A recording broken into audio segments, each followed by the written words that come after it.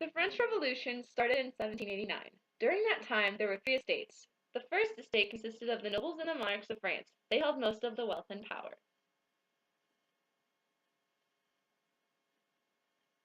The second estate was made up of the clergy and religious figures. They weren't as wealthy as the first estate, but they still held a substantial amount of power. The third estate was the largest. Everyone that wasn't a noble or a religious figurehead was part of the third estate. This pretty much included the entire working class of France.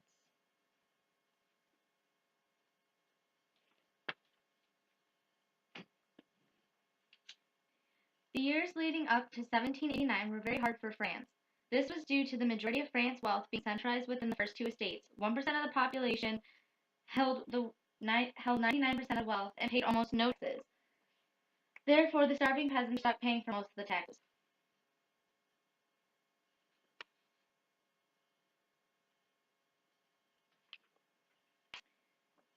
While peasants were starving and fighting over scraps of bread in the street, the nobles and the clergy were living in the lap of luxury. They had gigantic meals multiple times a day and never had to worry about paying taxes.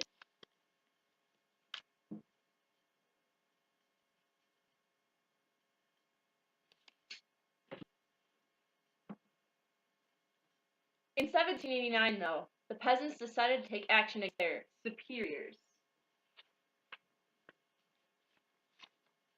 They declared themselves the National Assembly and began plans for a revolution against the first two states. They were very persistent, and they got locked out of their original meeting room.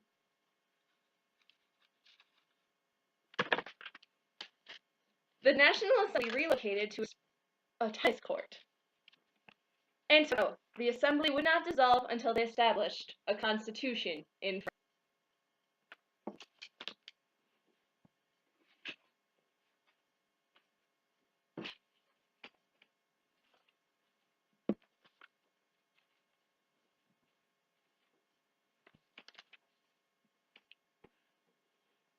Later that same year, on July 14th, the Third Estate invaded the Bastille prison, releasing all of the people inside.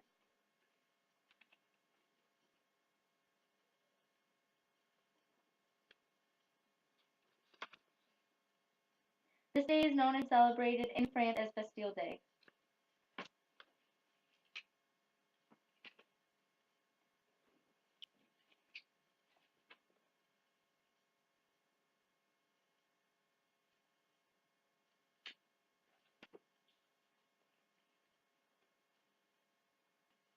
Not even a month later, on August 4th, 1789, the end of feudalism and serfdom in France was declared by the National Assembly.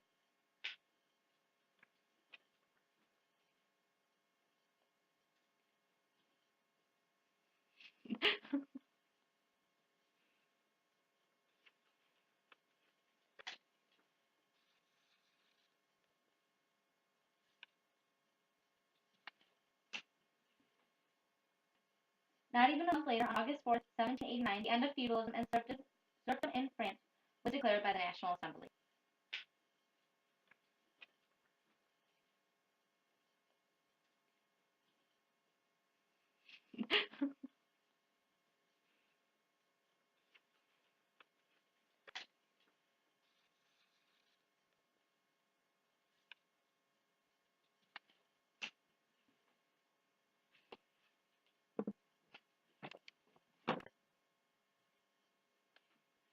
On 27th, the Declaration of the Rights of Man was issued by the National Assembly. The Declaration of the Rights of Man and Citizen was very similar to the American Declaration of Independence. It declared that all men were created equal, and no one could take away the unalienable rights of man. It was in favor of a constitutional government.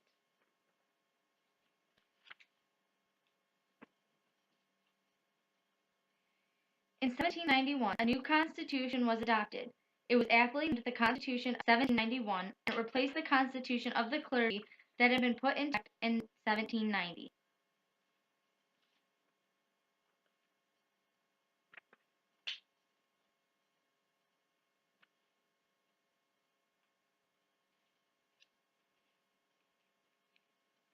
The government of France had written a constitution. The National Assembly decided they didn't need a king anymore, so they arrested Louis XVI, even though he tried to escape.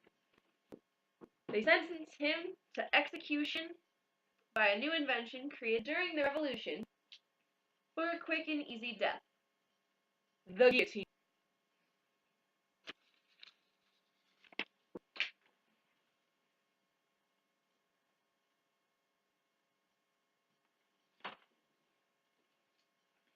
Thousands showed up to watch King Louis XVI and Marie Antoinette die by guillotine. It was entertainment to the Third Estate, seeing more leaders lose their heads.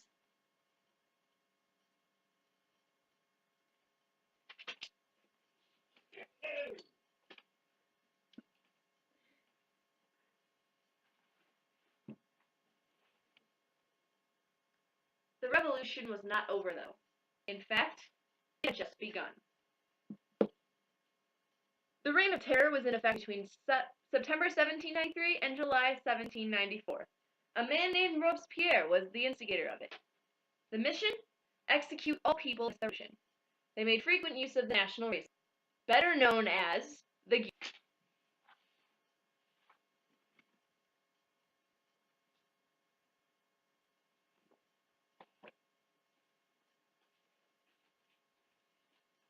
Anywhere between 20,000 and 40,000 people were put to death under the Reign of Terror. Eventually, though, leaders were executed.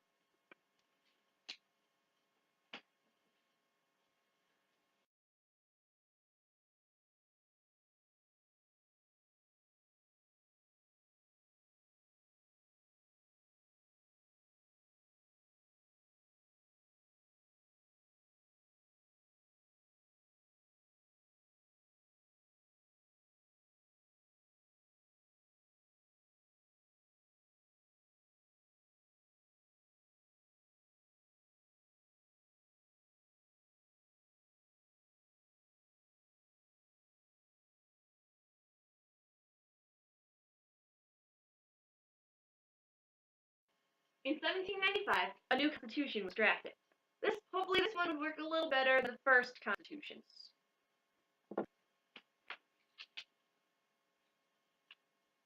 Finally, in 1799, the French Revolution came to a close. The fighting was no near over, but the time of the revolution was done.